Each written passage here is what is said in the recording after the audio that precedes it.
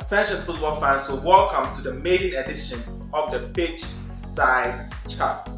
In this show, we will be having conversations with your favorite stars in the women's game and bringing out the story behind the names you see on the screen. In this episode, we will be having a beautiful conversation with Jennifer Kaka Cudjoe.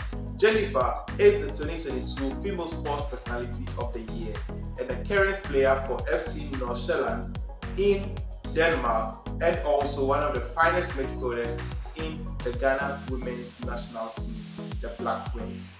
Make sure you watch this video to the end and comment your thoughts in the comment section below, and of course, don't forget to subscribe. Before we begin, I'd like to say a very big thank you to you, Sir Power, for helping us with the setup for this interview. Let's get started, shall we?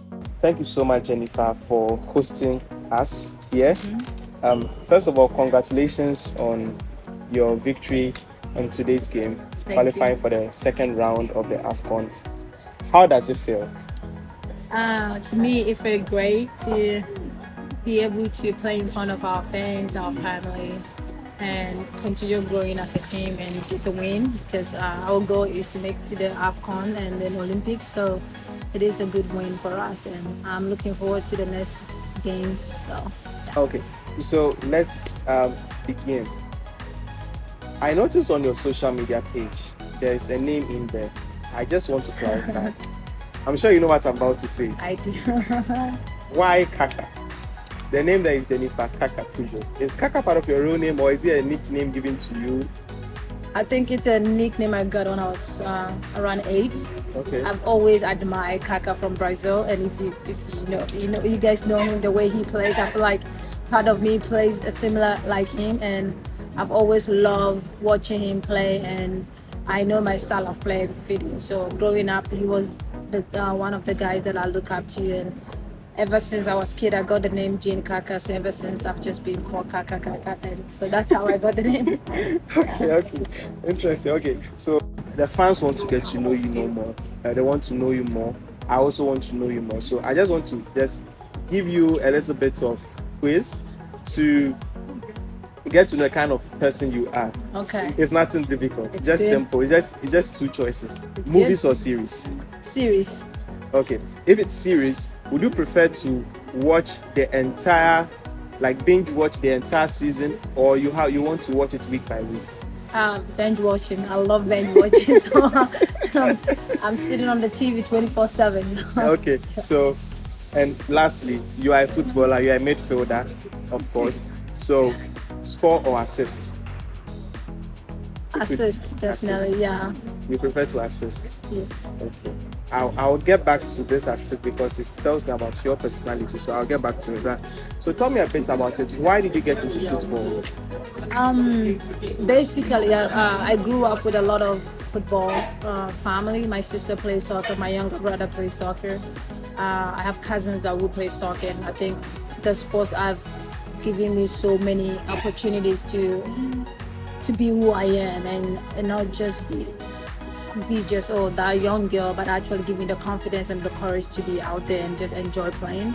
So I grew up around soccer players, so that's how I started getting into it, watching my sister play, and I was just like, that's what I want to do, because I really enjoy watching my sister, destroy other people. So that's how I got into So you also want to destroy other people as well.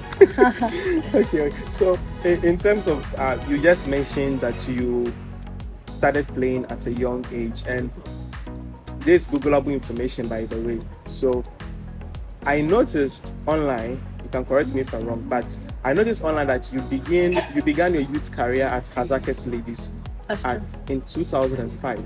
Yeah. That's you're around, that should be 10-11 years. Tell me about it. That because definitely I played as Hazakes until I left the country. I started at a young age, but I didn't have a team. I was just younger, playing around the community's team. So my sister played for Hazakes Ladies back then, and they had a youth team. So I would just go to training with my sister while she's in the team, and I was not on the team. So a few months later, I just joined the team, and they started creating a youth program with this coach called Robert Saki. Okay. Yeah, he used to coach in Ghana and US. So he started creating these youth programs where Azakes ladies will have a younger team play with all the other teams. So that's why I started getting into it. And then from there, I joined Azakes ladies fully. And then just kept going, never stopped, never looked back. And that's how it is. So clearly, you are one of those 1 in a million stories where it seems you have a very good support system. You were exposed to football at a young age. You didn't have to hide from your parents to play football. As some people I know, that was their story. So I just want to know, when you first played your first professional football, what was the feeling like?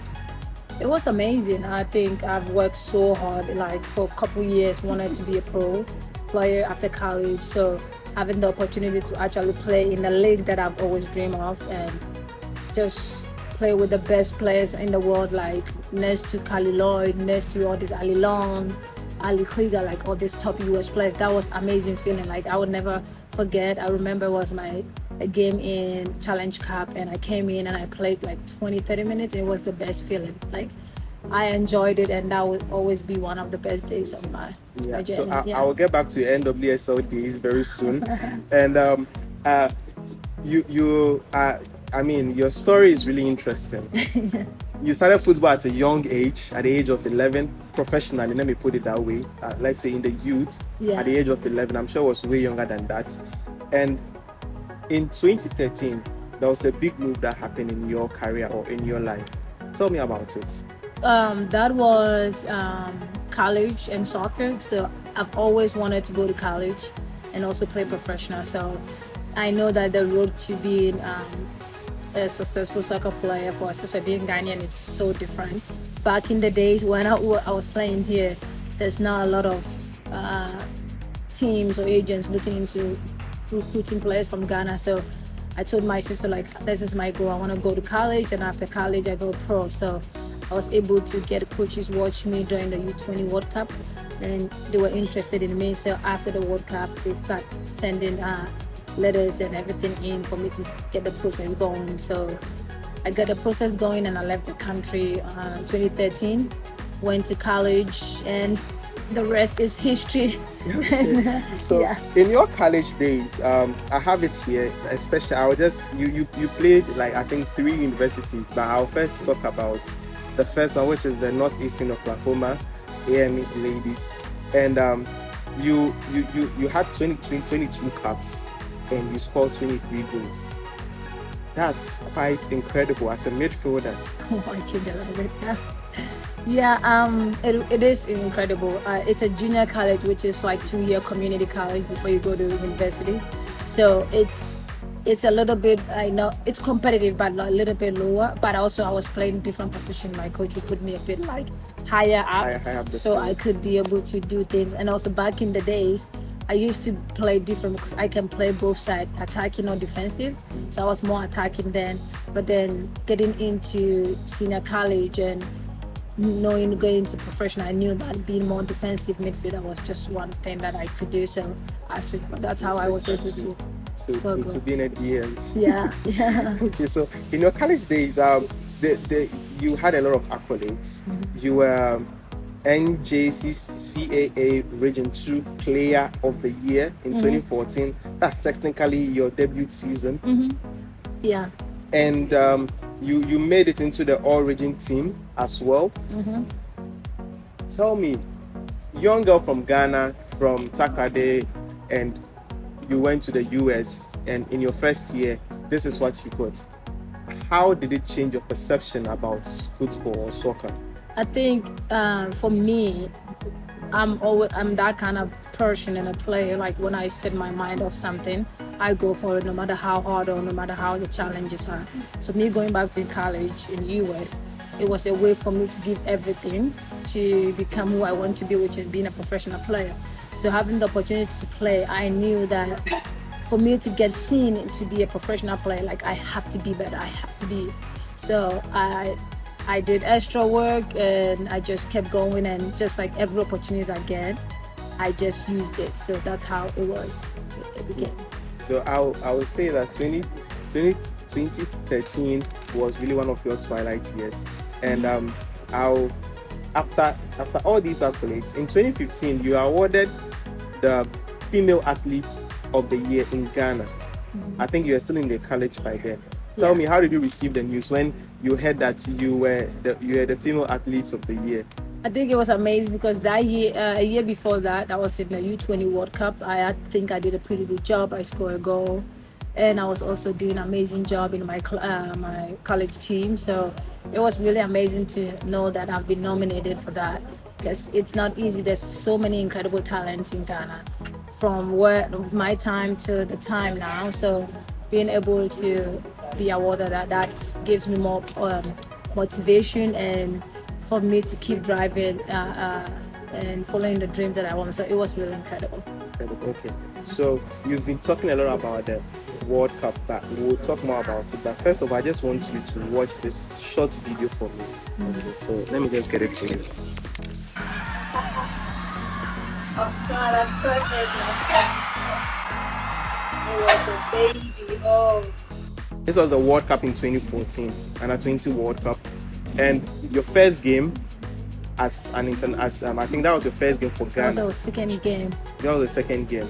In that under 20. In the under 20, and you scored the goal in the 86th minute to snatch that win for Ghana.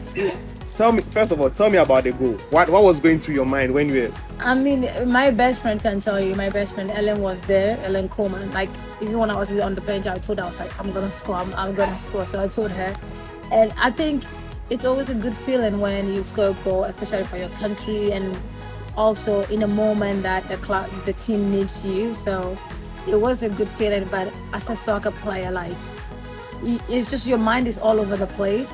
You want to win, you want to be with your team, and just basically enjoy the moment. So that's what I did.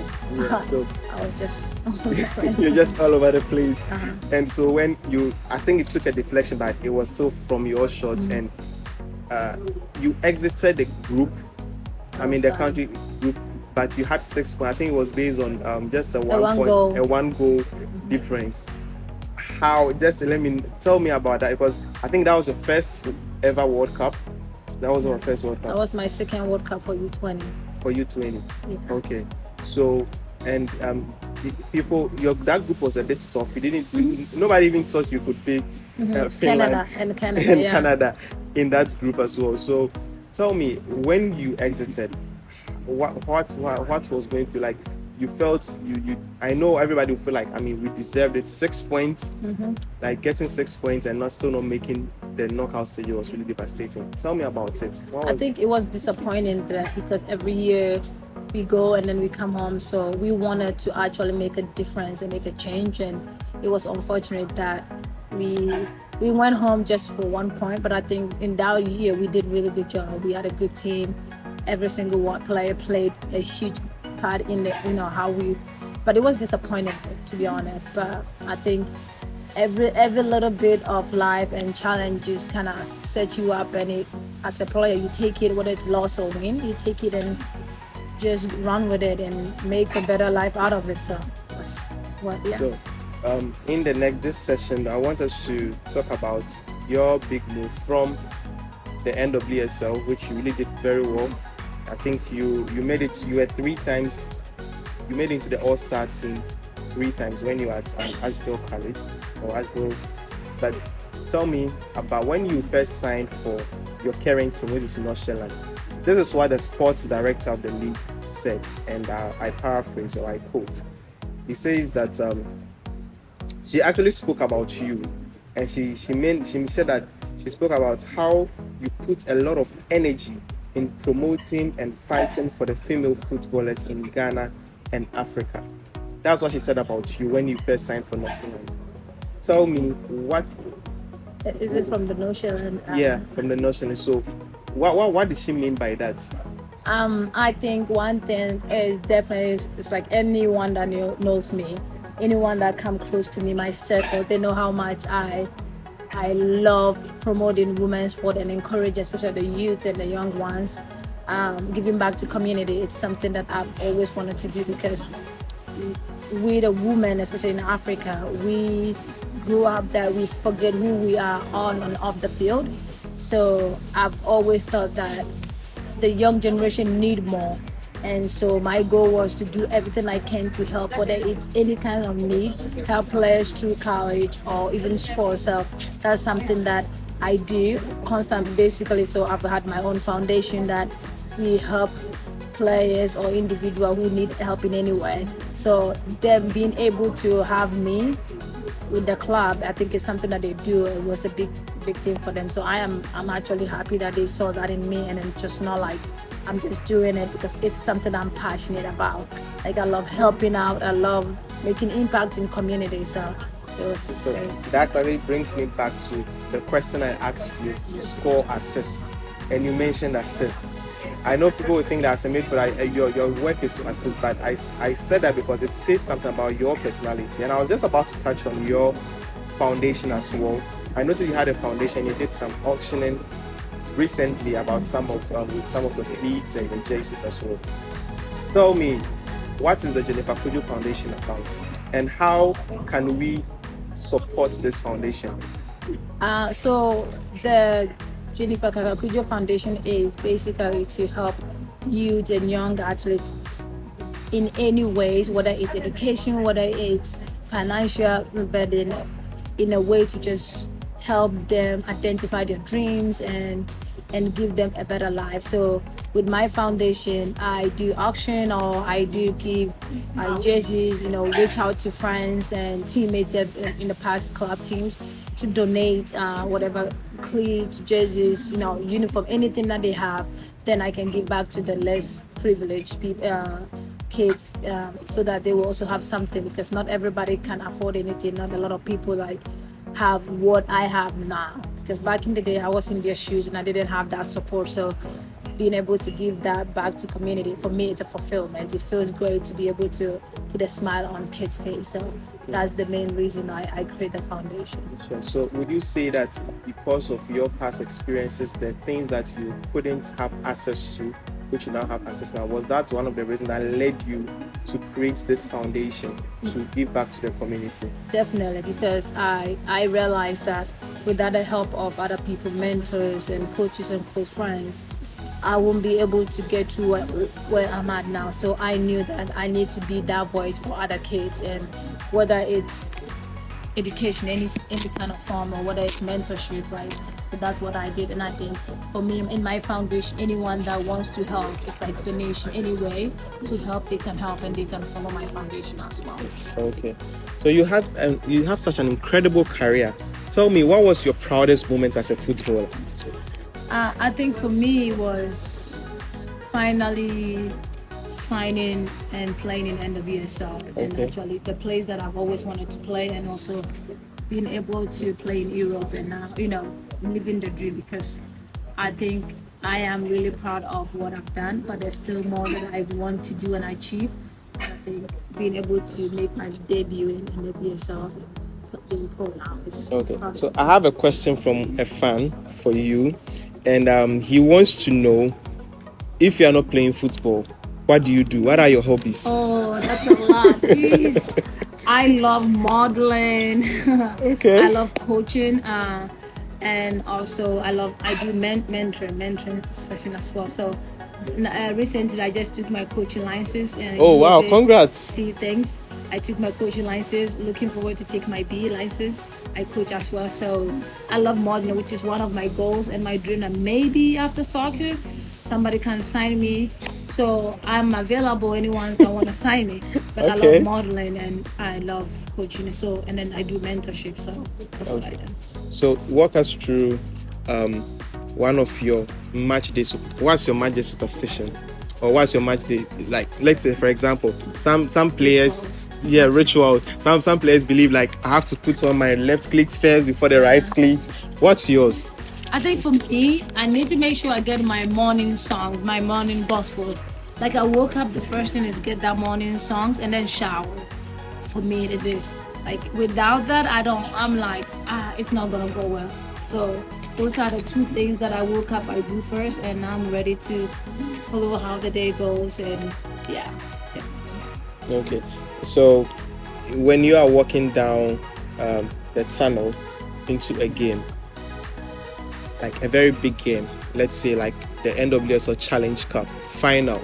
Let's say you're playing against, NCC Courage, North Carolina Courage, and then like let's say you're in a final like that, and you're walking down the tunnel, or you're walking down the tunnel to the pitch. What goes through your head? Actually, as a player, like it's a lot because everybody you're playing is definitely high-level players. It's always good for me. It's like always good to play against top players because if you beat them, if you play better, like you see yourself like great. But there's also for me, I'm always calm, like believing in what my talent, believing in the team, what we do. But I also get some moments where you feel different, nervousness and anxious just because it's a big game. Yeah. But there's always a lot going on. You're trying to see how you want to pass, how you want to play the game. But the moment the game starts, everything is out of the window. And then you just go with the flow. So that's how I've been doing. So throughout your career, what would you say was one of your biggest setbacks that came at you, but you managed to find a way to overcome it? I don't know if I do have one, but I think there is so much that I have to sacrifice of this during my time, going to college, where I went to college, and after college, like taking a year off to train myself and trying out for, like there's so much that came into it, and just facing being a black player and all of that. So there's challenges. I might not get accepted, but those challenges have gotten me to be where I am today. So I would say if without that, it won't make me strong. It won't make me be independent. It won't make me be, passionate about certain things. So I think they all made me who I am today. Very, very good. So among all the teams you've played, which team would you say, or which victory that you've played, which team have you played against that you've won that made you feel so happy? Like, let's say, for example, if I'm an Arsenal player, if I win against Chelsea, I'm happy. Even if I lose the rest of the league. Yeah. So what about you? Which team did you win against that made you feel, yes, that moment? I've played a lot of games, but I think in US there was one of the teams, Portland Towns, one of the best teams, and Seattle Reign. We beat them. I was there. We beat them. So those are one of the moments I was like, yeah, we did it. Like, they are one of the best teams in the country. So when you go against them, it's always like a big fight. So, it's always a big fight. It's great, great. Okay, so final words. What, in your opinion, how do you see the current situation of women's football? What do you think can be done, especially here in Ghana, to make the league more attractive to the fans? I think definitely the league has grown massively. From where I was and now compared to it was different. There was no TV deals, no sponsorship, and now they have the sponsorship. Now players get to be seen, play in the CAF tournament, you get to, agents and teams get to see you. So that's a big thing, but there is still so much ways to go and make a change. Like there's a lot, especially in women's sport, there's mental health issues that goes on. There's therapy, so many things that need to be done because players are go through so many things every single day, and without mental health, without having a program or something to give the players access to be, mentally prepared, I don't think it will. But at the end of the day, I think that it's getting better. One thing is that everybody needs to support. Companies need to invest in women's soccer. True. The investments has to be better, and I think if that happens, everybody will be able to profit from it, and the women's league will be successful. So. Okay, so and based on your experience in the US, which I think is one of the countries that really focus more on grassroots football, how, if you are to meet, let's say, the president of GFA now, what advice or what suggestion can you give to them in terms of the development of grassroots women's football right here in Ghana? I think they would say they should get in contact with schools, like high school, like having a curriculum that gives players the access to come watch women's game, get people interested in it, like taking the high school game very serious, making it in a way like a school league, not just like a fun week, having it like once in a year kind of yeah, thing. having it like a 3 months, through the year, like you have a game once a week and keep going to school. Those will help a lot because that's how it's like a season. But if it's like 1 week and you play 2 games, that's it. So yeah. That's Okay. it. All right. So, what advice would you give to young players? I think the advice I would say is you have to believe in yourself. Not just believe, you have to be dedicated to your work, dedicated to your craft, be committed, and also have the right mentors around you and right people to guide you through everything. And I think be humble and be respectful, be a coachable person, right? Without being coachable, you can't be successful. You have to allow yourself for changes. When changes happen, take it. You just need to be the best version of yourself every single day and work hard. Like, you can win if you're now willing to sacrifice. True. So that's it. That's what I would say. Okay, so one more message from that same fan. He wants to know what's next for you after soccer. Well, now, like I said, I am coaching. I have my accounting degree. Okay. And I love coaching, and I also want to be an agent, so learn more about working with players and clubs. So, like I said, my team, FC Nordsjælland, is one of the best teams when it comes to player recruitment, player development. So, True. I'm going to learn a lot from them, and so hopefully in the future, when I'm done playing, hopefully get my model career started, and then being a coach or being an agent. So those are the things that I'm in it. I'm trying to learn more. So, all right. So I'm really grateful for your opportunity and for having this interview with us. And just one final question to end it: if you were to wear one jersey number for the rest of your football career, what number would that be? Number 6. Obviously. Obviously. Number 6. All Yeah. right, Jennifer, it was really great meeting Nice you. to I think meet we you. should do this another time. Thank But congrats again on your win, and Thank you. hope to see more of you. Thank you. Nice to meet you. Thank Bye. you. Bye. Thank you. Best player I know. Oh. Best player.